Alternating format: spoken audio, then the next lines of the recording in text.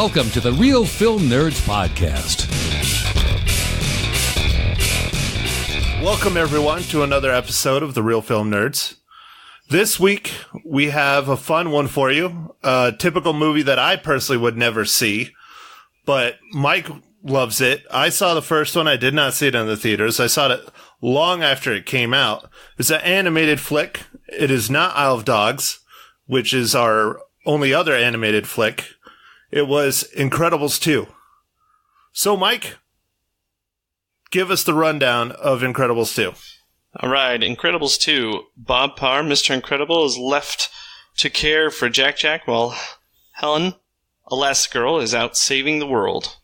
This is directed by Brad Bird and stars Craig T. Nelson, Holly Hunter, Sarah Vowell, Huck Miller, Kathleen Kenner, and Eli Fusheli, and then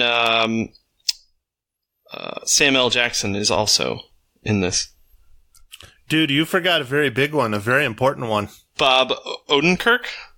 Yes, sir. Winston Dever? Yeah, he's from Breaking Bad and also from Better Call Saul. Yes. He's been in a lot of things, but those are his two most prominent roles, for sure. And I loved Bob Odenkirk in this movie. I thought he killed it. Yeah, his character was really good. At first, I thought he was kind of the bad guy, but I'm not gonna... Oh, yeah, that's definitely how it comes across. I mean, it was, that's one of the issues I had with Incredibles 2 is that it's very, very predictable, but it is a kid's movie, so it kind of has to be. So, can't argue against that. Now, what do you think about the timing of when this movie came out? It came out Father's Day weekend, and the main protagonist, Mr. Incredible, played by the always amazing Craig T. Nelson, he is... it's role reversal. He's now the head of the household while Elastigirl, I almost said Incredigirl, Elastigirl is out doing the adventures and saving the world and things like that. Do you think coincidence that it came out on Father's Day weekend, Mike?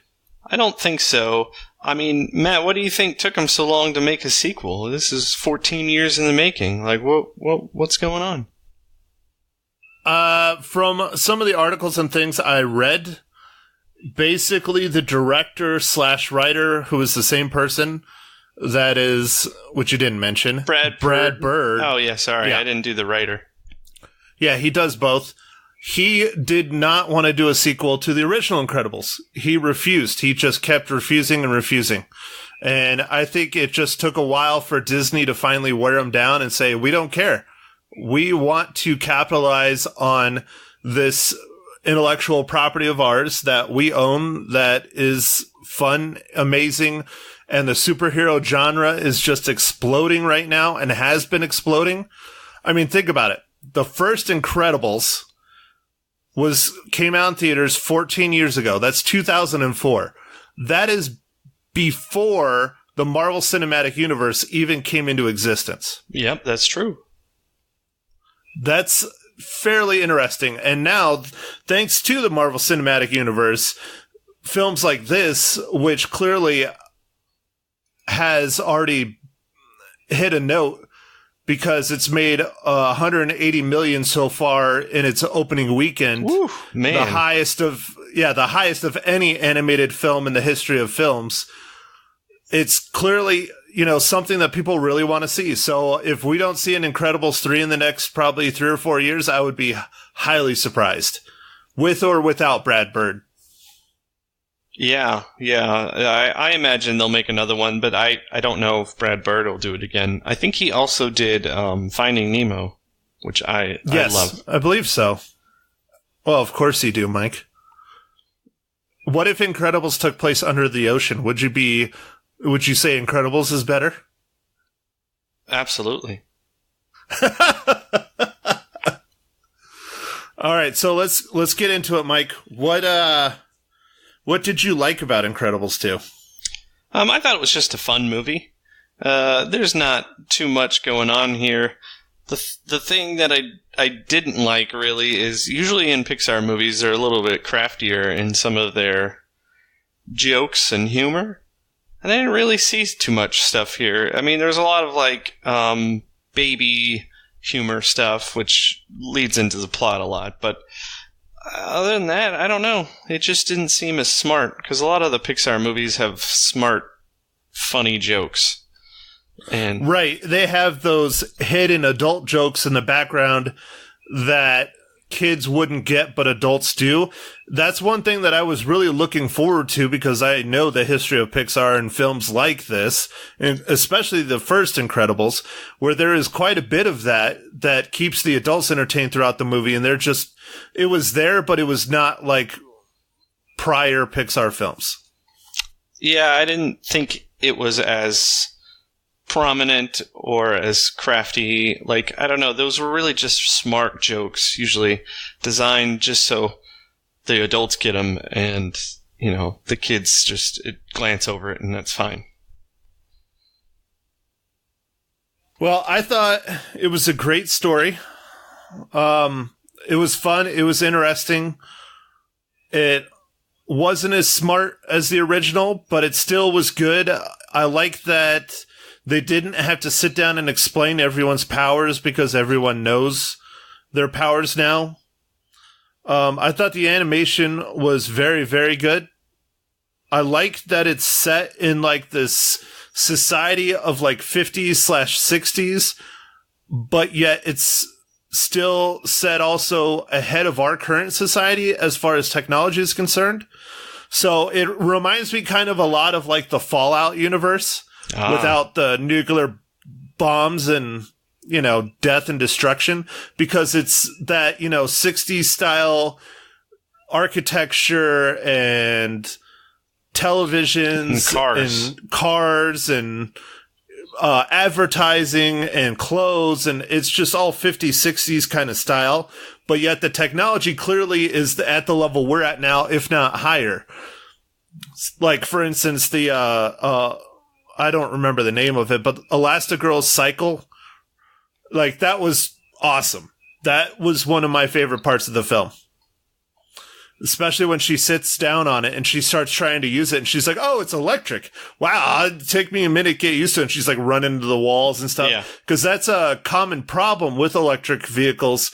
Those of you who haven't experienced a full electric vehicle, is there's no hesitation. They are full on. You hit go, they go. Oh, yeah. They're torquey as hell. And so it was very true to life on that kind of stuff. I thought that was fun.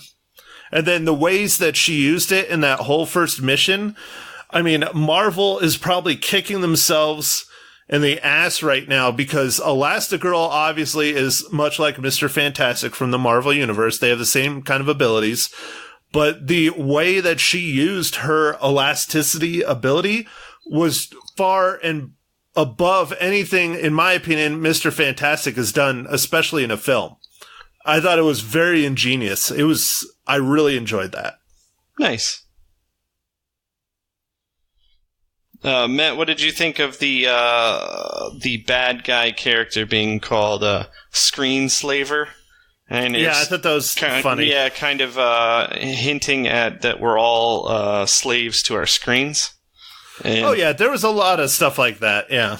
And it was just trying to point that out. Yeah, there was some pokes at certain things in the society, but yeah. That's definitely one of the biggest ones for sure, is trying to. And I see that a lot in pop culture now. There's this big genre of, you need to watch this, you need to watch this, you need to be on Twitter, you need to be on Facebook, you need to be on Instagram, you need to be doing all this stuff all the time, constantly on your phone or on a TV or in front of a computer on a tablet. And then there's this small subgroup that's starting to come up that's saying, why are we dedicating all our time to something that technically doesn't exist in the real world? Yeah. And that's where I think, they're getting a lot of their ideas from, is from that little subgenre. And it's starting to pop up in pop culture, much like Incredibles 2. I don't think anything has really been out at quite the level Incredibles 2, but there's been things in TV shows and made-for-TV movies and smaller films and things. Yeah, you're right, Matt. I go to a lot of concerts, and one of the concerts that I went to, they encouraged everybody to put their cameras down and enjoy the moment. Well, and musicians have been screaming about that since the day someone put a camera on a cell phone, because it really ruins the concert-going experience, and I agree. Don't get me wrong, I'm as guilty as the next person. I've recorded, especially when musicians do something out of the ordinary at a concert, I will definitely pull out my phone and take a couple pictures or maybe shoot a small video or whatever. Right. But what do you feel about that, Mike? Because not to, I guess we can talk about it now, but before cell phone cameras were even a thing, before even cell phones were a thing, you and I were sneaking cameras into concerts, taking pictures. Going all the way back, Yeah, I guess I only took a couple pictures because that's all you had back when you had film. Right. Now, and you weren't holding the camera up in front of your head, blocking other people's views for the entire fucking concert. No, I'd take a quick shot here and there. You had to really choose your shot, and then you had to also try not to get in trouble with security. So there was a lot of quickness, and now it's just different. Like I am guilty as well, Matt, of taking some pictures here and there. It's so easy with your phone, but for the most part, I try to not. I do try and just enjoy the moment. I mean, there's a reason I'm going to see the live music, so I should just be there enjoying it. So right, I agree with that. And Maynard James Keenan, the lead singer of Tool, and also Corey Taylor, the lead singer of Slipknot, are two of the biggest, most outspoken opponents to people having cell phones and camera phones and things up during their concerts. They, try and say, hey, just enjoy it. You didn't pay all this money to have a recording. And there's actually, being a photographer, that I know quite a bit about this stuff. Reading articles and things, and they're actually doing studies that are showing that when people do things like this, where they pull out their cell phones and they start recording, even just be it a vacation, you're just on vacation and you're recording like 90% of the time you go to SeaWorld or whatever, that when you get home, you hardly ever sit down and look at all the stuff you did, let alone edit it down and revisit it. Right. And then on top of it, people are finding that their memories are not quite at the level they used to be of said moment, because they're sitting there looking into their phone the entire time instead of enjoying their surroundings and being immersed in whatever it is they're doing, be it a movie or a concert or going to a show like a theme park or whatever, because all they're concentrating on is getting good pictures and good video on their phone, which I understand. Being a photojournalist, that's what I've done. I've gone to lots of things and I have to go and experience and convey it for other people. But a lot of times, I could talk about this forever. I probably shouldn't. But a lot of times when I go to events, my job is to embrace the event, absorb the whole thing, figure out what's the most important thing and how to tell the story of that said event in 3 or 4 pictures. Yeah. I'm not sitting there doing a video for hours long. I need to try this to tell an entire story in a handful of pictures. And that's if I'm lucky. Sometimes it's only 1 picture. And so I actually, most of the time when I go to stuff, when I'm working, I try and absorb it and figure out what's cool, what's best, what's sticking out, what's most important, what everyone else is experiencing, what I'm experiencing, and tell that story. So it's a little different. Yeah. I was just going to mention real quick, there was a comedy show here, I think, and I think it might have been Jerry Seinfeld. I'm not exactly sure who it was, but it was somebody big. And they had a policy where you weren't allowed to bring your phone in. They just wanted you to go to the show. Yeah, well, they're doing that for a lot of concerts, too. And I think it was either Corey Taylor or Maynard with a Perfect Circle or someone that they literally are sending out emails and having it on the tickets that no cell phones are allowed inside the venue, like period, like whatsoever. Yeah, that's awesome. I think that's really cool. Which is a good thing. You know, I mean, I've seen a lot of the bands, I'm much like yourself, when we go and see concerts, it's bands we've seen multiple times over. And it's like, you know, just go and enjoy it and be in the moment. I don't know. That's society, man, and the screens. And anyways. Yeah. Yep. So that's all screen slaver sidetrack. Yeah. But still, it's a very poignant, predominant thing. And I don't know if people are going to get as much out of it as what you and I do. I wish they would, because it's a true legitimate issue. And what's really going to be interesting is as these kids get older, especially, you know, my nephews, I'm starting to see it in them. They have a real hard time interacting with real people because they've been behind screens all day. They're used to texting and Facebook and, you know, snap dicking and all that shit. They don't talk to people. Yeah. And that might have serious ramifications when these kids start becoming business leaders and politicians and leaders of our country. We'll see. Yeah, it's definitely something that's concerning because even like here where I live, driving, I feel like no one's really driving. Every once in a while, they look up from their phone. Just to hit the brakes and make sure they don't slam into you too hard? Yeah. Nice. It's really out of control. And like, I feel like a lot of people are like, well, that's why we need automated cars. I'm like, no, you just need to drive. Yeah, just put your phone down. Yeah. Or have, like, you know, we used to talk a lot this way back before the podcast, was when you were coming home from work or whatever. And, you know, I had Mondays off. We would talk when you're driving, but you were driving and using your Bluetooth. Nothing's wrong with that. I do that all the time. That's when I do a lot of my talking. But guess what? My eyes are on the road. I'm not sitting there texting. I'm not snap dicking, especially when I'm driving. I mean, that's really difficult. You want to talk about a challenge. Right. Definitely a challenge there. So, I mean, you got to get your pants down, and it's just, don't do it. Just don't do it. Nope.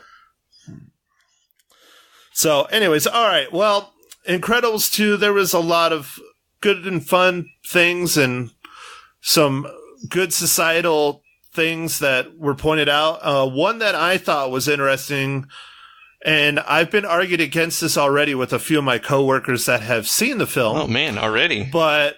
oh, yeah. Believe it or not, a bunch of my coworkers went and saw this with their kids on Thursday, and I saw it on Thursday as well. Wow. By myself, which was, you know, always fun that they like to point out, well, you must be the one sitting in the back corner. I was like, yeah, when I walk in and I sit down to see a kid's movie by myself, the parent with the kid sitting next to me usually gets up and moves away. Oh, yeah. I guess so. I was like, well, yeah. You know. Did you go see it late at night? I saw the 10 o'clock. 9:50, 9:30, something like that on Thursday. And actually, the majority of people that were in the theater, actually all the people in the theater, were high school kids or young adults, like maybe freshman, sophomore, and college age kids. Oh. So these are all the kids that saw the original Incredible when they were kids, like when they were 4 and 5 and 6 years old. Oh, yeah, that makes sense. Yeah, usually if you go see a kid's movie late at night, there's no kids there. It's adults. Right, typically not. Yeah. And that was part of the intention. And originally my plan when I went to the theater that night, I was going to go see our other movie that we're reviewing for later in the week. But I pulled up Incredibles 2, looked at how many seats were taken. I was like, oh, there's hardly anybody in here. I'm going to go see this. And so it was a good experience.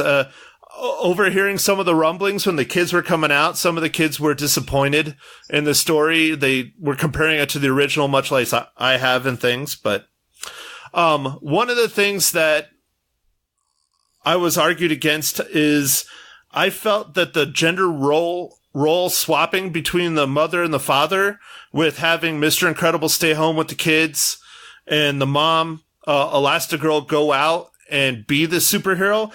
I felt that whole thing was just them trying to be politically correct. Oh, really? I could be wrong, but to me it felt like it was Disney trying to be PC. I mean, I guess there's some of that.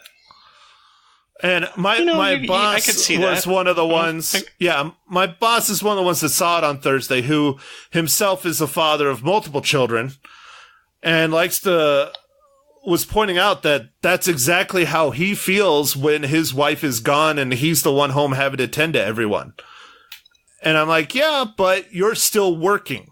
She's also working, but you're still working. You know, he's full on at home, not doing his job whatsoever. He's taking care of the family. It's totally different, in my opinion. It's more of them trying to say, you know, it's okay for the dad to be home and be the parent and, you know, reverse the gender roles and all that stuff, which is fine. But to me, it just felt like Disney trying to appease the politically correct people. That maybe I'm wrong, but that's what it felt like to me. Yeah, you know, I guess I could see that. I wasn't sure that I got that out of it. I just thought they were just trying to make fun of something because, you know, when he first was doing it, he was super exhausted and it was very hard on him. And I think it was just trying to emphasize that raising children is a tough job. I really think that's it. But maybe there was a little bit more of the PC Disney way. They definitely want to be PC forever. Yeah, that's just, I don't know, my thoughts. Now, what do you think, Matt, about the John Lasseter, the kind of the one of the original creative guys at Pixar, basically kind of getting fired for the like hashtag Me Too stuff? Like he's in some kind of advisory role or something until the end of this year. Interesting. I didn't know that. Huh. Yeah, he was one of the original guys who, the famous story about the napkin, 3 guys sat down and that created Pixar and wrote on a napkin what movies that they would make or whatever when they got a chance. Yeah. And it was like Finding Nemo, Incredibles, Wall-E, Toy Story, like all their, like, I guess their first 5 movies, essentially. I think. Yeah. Uh-huh. Yeah, Monsters, Inc. Yeah, but apparently he went on a 6-month sabbatical, and then when he came back, he announced that he was going to be leaving Pixar, and it sounded like Disney strong-armed him out because of some kind of inappropriate, like, touching or something, some kind of weird sexual stuff. I don't know. Well, that's definitely, again, harkening back to my thoughts on Disney just trying to be PC. Because Disney doesn't want to offend anyone, because if Disney starts offending people, then they don't get your money. Oh, and that's all it is. So them chasing him away is probably trying to say, you know, here, we agree with you. We side with you. We don't want this guy here either. We want to make sure and get your money. So it's like Last Jedi. Like, you didn't go watch that movie or purchase it, right? Like, because Disney offended you, right? It was absolute garbage. I did not see that movie at all. I swear I didn't see it 3 times in the theater. It was just terrible. I did not buy it on Blu-ray the day it came out. Nope. Yeah, and you didn't download it with the code. Of course not. I did not reclaim the digital code that came with the Blu-ray whatsoever. Yes. All right. Well, that's good, because, you know, you are offended by Disney's ways, so you don't. Hey, I was not offended by Disney's ways. I was offended by Rian Johnson's ways and Kathleen Kennedy's ways. They have both lost their way in the world that is Star Wars, and they need to cut the shit. Oh, okay. Whoa. All right. Well, I guess I must have touched on a nerve there. So, Matt. It's a lot more than a nerve, Michael. Yeah, I'm just going to totally sidebar that. And well, okay. Well, I'm going to bring this up. Okay. My favorite part of the whole damn movie, and granted, it's, you know, it was very predictable, and they show it a little bit in the trailer, but that whole fight scene between Jack and the raccoon was just awesome. Oh, yeah, that was actually really fun. And it kept going on for a while. That was my favorite part of that whole movie because he just keeps coming up with more and more powers. And it's like, now, are they trying to be funny or are they trying to be smart? Are they trying to make fun of superheroes? Because here's the baby and he literally can do anything he puts his mind to. Laser eyes, done. Walk through walls, done. Transport to another dimension, done. I loved it. I thought that was great. Yeah. Jack for life, baby. I love Jack. Yeah. So, Matt, with that, are you going to ask me about the Marvel Cinematic Universe tie-in? Well, you could ask yourself since you already did, but okay. Mysterious, shoeless Mike. See, I got all three there. How does The Incredibles 2 relate to the Marvel Cinematic Universe?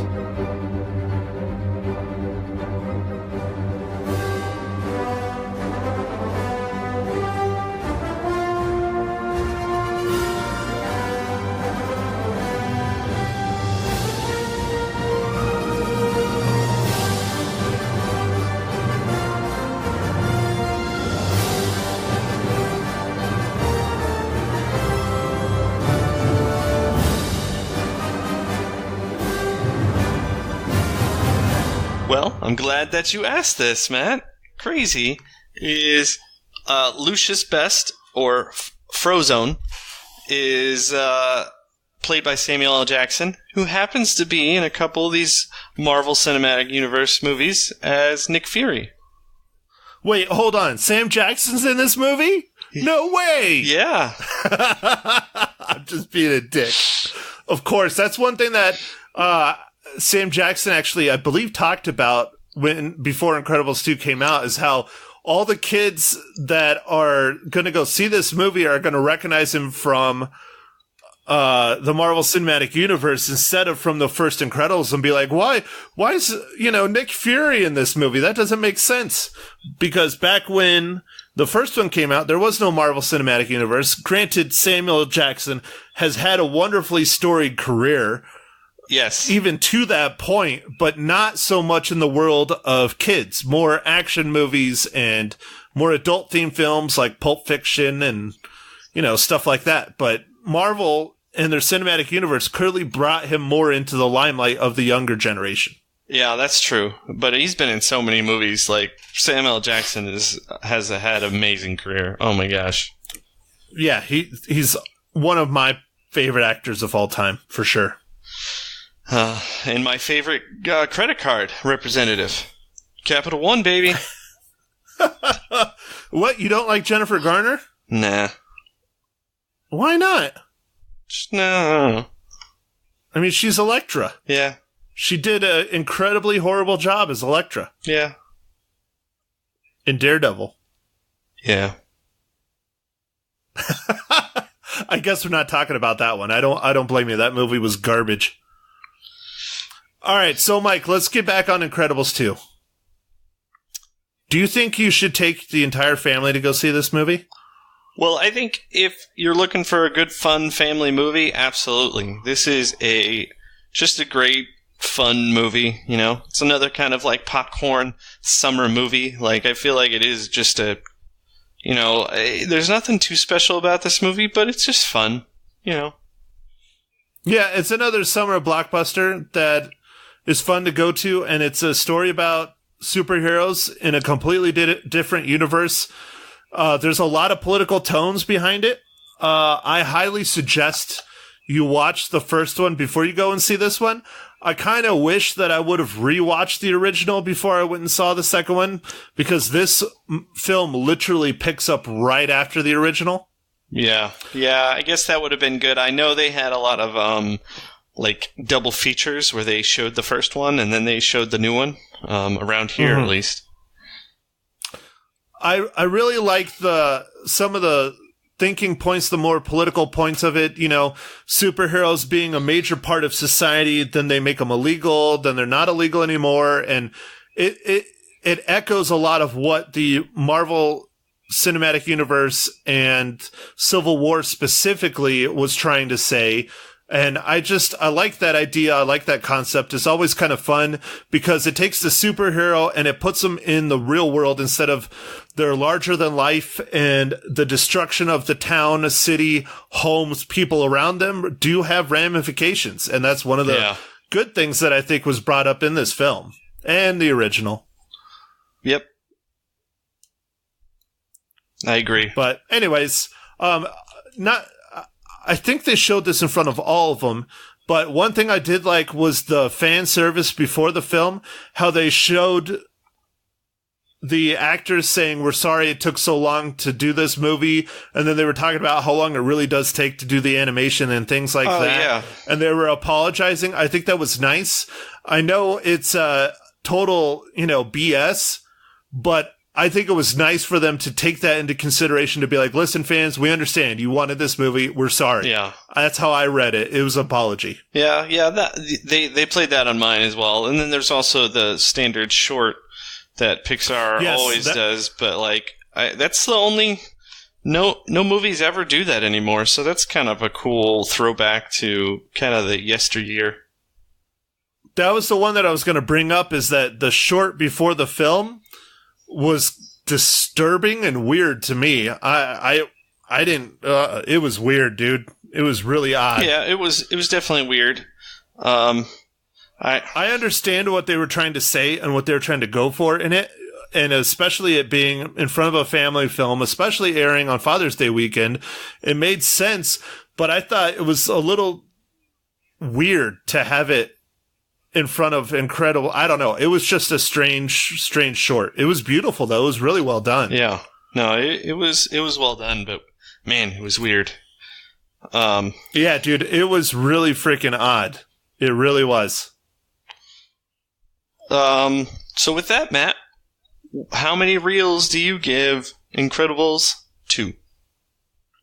Now, this movie is not intended for someone like me. It is not something I would adamantly go out and see. If, say, I was back home visiting my family and my nephews had this on Blu-ray and they wanted to watch it, I might sit down and watch it with them.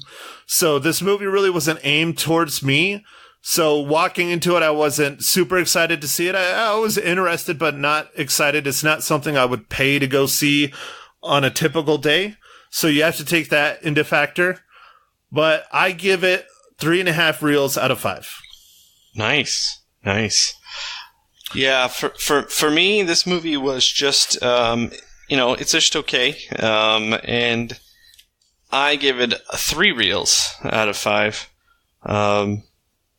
It's fun to watch, but it didn't have a ton of substance in it. So I feel like it was just kind of marketing to bring back The Incredibles for Disney to get the machine going. So it'll be in the theme parks and everywhere again. They can sell lots of stuff. I just thought it was average. The story was okay. It wasn't bad.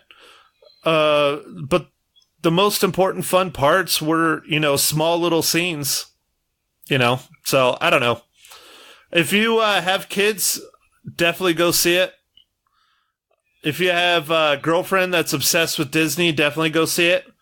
If you're a single man that drinks too much and loves Star Wars, then maybe wait for Blu-ray. Yeah. That's my opinion. There you go. All right. Well, on that, Mike, is there anything else you would like to add about Incredibles 2 or the Screenslaver or rock concerts or Jack Jack? No, I think we covered it all. Rock concerts and all. All right. Well, on that one, thanks, everyone, and we will talk at you next time. #Jack Jack for life.